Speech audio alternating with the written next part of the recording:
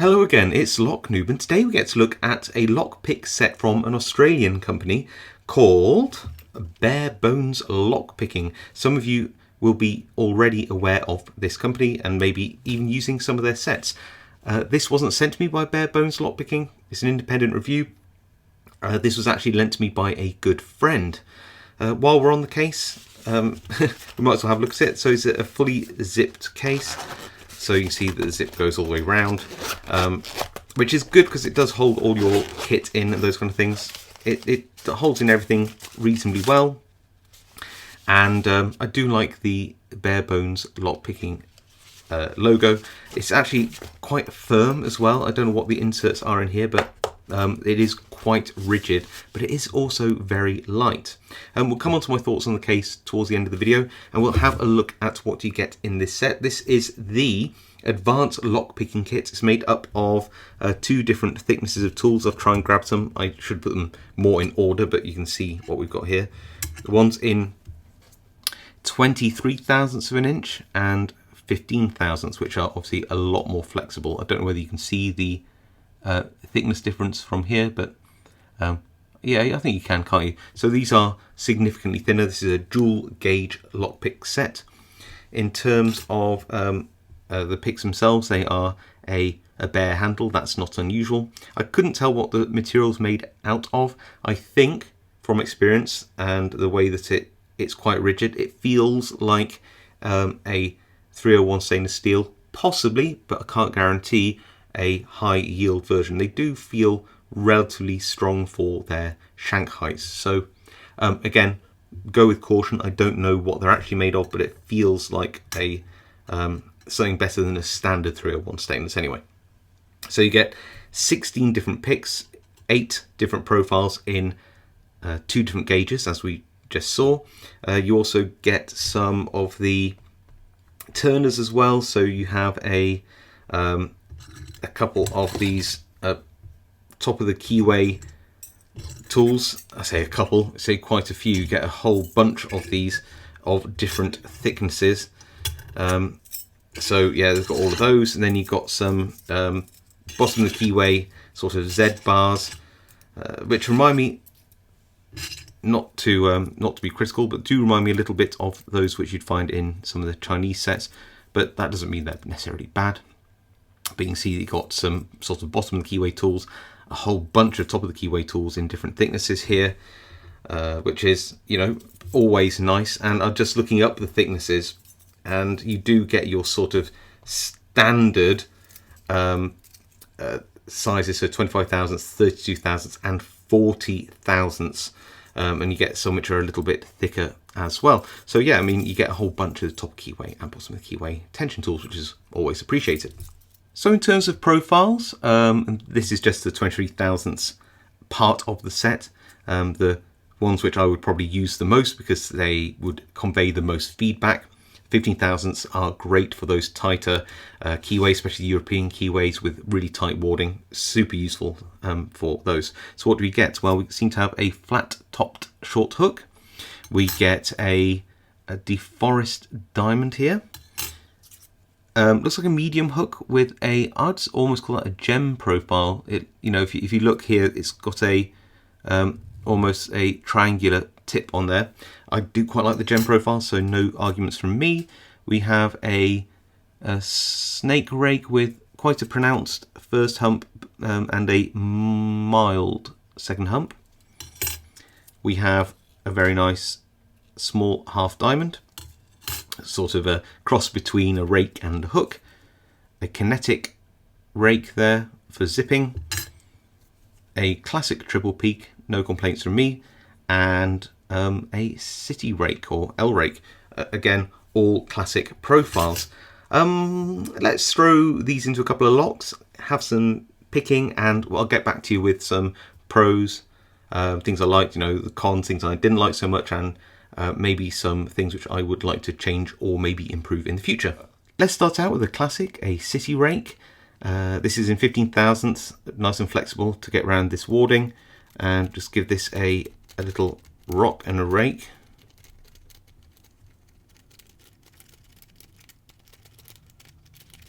Bit of oscillating. A bit of angling. And we've got the open. Let's try and zipper lock open with this kinetic style rake. There we go. I'm going to be using a top of the keyway turner on this lock, and I'm going to try and use a 15,000ths deforest diamond to pick this lock, because this one has a non-paracentric keyway, and a 15,000th pick should be quite good at just going through and just tapping these pins, making sure that we get into that full set. Then we can work our way through the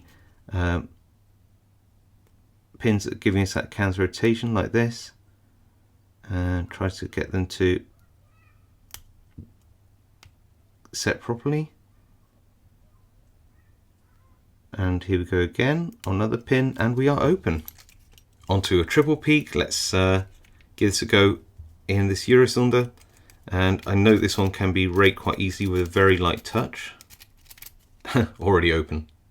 I have a lock with a very small keyway here, so I'm going to use a half diamond as the pick. So just put some turning force on the lock. Make sure that we are finding our binding pins. That's 2, this is 3. Back through. So now we're just trying to find anything that gives us that counter rotation, and we are open. So there you go. Hopefully you can see that was a perfectly usable set. Now what I like to do is go through pros, things I liked, cons, things I didn't like so much, and maybe some suggestions for improvements or changes in the future.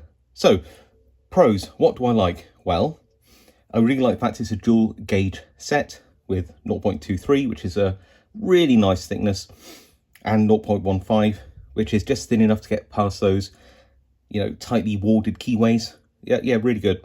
The choice of profiles, mostly, I think is also really good. Some classics in there, something for everybody and a nice range. In terms of the amount of turning tools, it's great.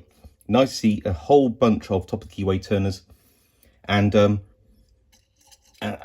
some bottom of the keyway turners. We'll come on to those a bit later. And I know this isn't really to do with the set, but I do actually quite like the branding of Bare Bones. I'd love one of these stickers actually. If they did stickers, I'd definitely have one of those on my I've got a box with loads of picks in with stickers on, so yeah, I really like the branding of these. I think there's a lot of good things to be said about this, and not least the price, which I think is pretty reasonable. This isn't Aussie dollars, so it's about 69 Australian dollars and 95 cents, which is around £35. No, it doesn't include shipping, but I think equivalency, I think that actually is positioned pretty well. In terms of things I'm not totally keen on, one is the general finish on everything. Not to say that it's necessarily bad, but I don't really just tell from the edges here. They don't appear to be rolled, or I'm just trying to think of the word. They don't appear to be tumbled. That's what I meant to say, not rolled. They don't appear to be tumbled very much, if at all. They are a little bit sharp, and I found that in particular with the little half diamonds when I'm trying to pull back on some pins. I just felt a little bit of drag where there shouldn't have been. Now, these aren't bad by any means. There's no rough edges or spikes hanging out of it, but they are just a little bit on the sharper side. Is that a big deal? No, I don't think so. Just need some probably 1200 grit sandpaper, and it is what I would do with my set. I don't know how that would affect the warranty, so go with caution. And just take off some of these sharper edges. Like I said, they're not super sharp. They don't cut into you or anything, but they are not as finished as some other sets that you might be more familiar with. Another thing which I wasn't a big fan of, it's not maybe something critical, was a 15,000th kinetic rake. I couldn't think of a particular use for that. I'm sure there might be one, but it just felt like this wasn't totally needed. I know it matches up with the two different gauges, but yeah, a 15,000th kinetic rake, it didn't make much sense to me. And the other thing which I wasn't a massive fan of was the fact that you only had these as the bottom of the keyway turners. Why is that a problem? Well, it's not a massive problem, apart from the fact that when I pick a padlock in hand, it's easier for me to pick with a tool at that angle, like that, than it is one that's all the way down here where I have to reach under, or put this at a strange angle like this, which could cut through the keyway. So it would have been just nice to have some wiper blade style turning tools in here. Maybe, dare I say, in preference to these, just some classics in a few thicknesses would be my personal preference. Anything that I'd like them to add or change in the future? I really like the profiles that are here. I just think it's maybe missing 2 different deeper hooks.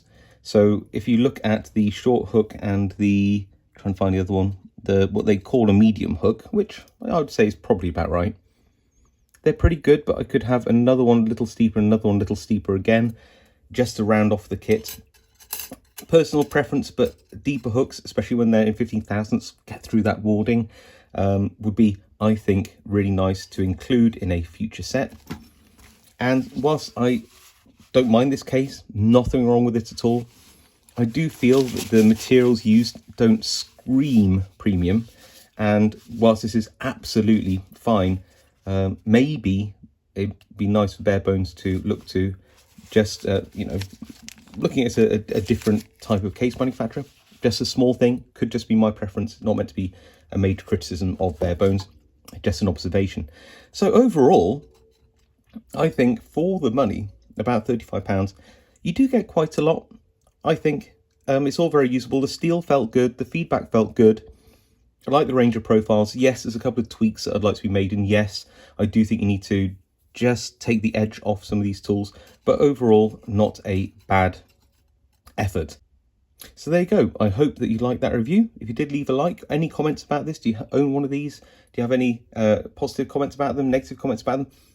Just put them down in the comments. I do read them all, reply to as many as I can.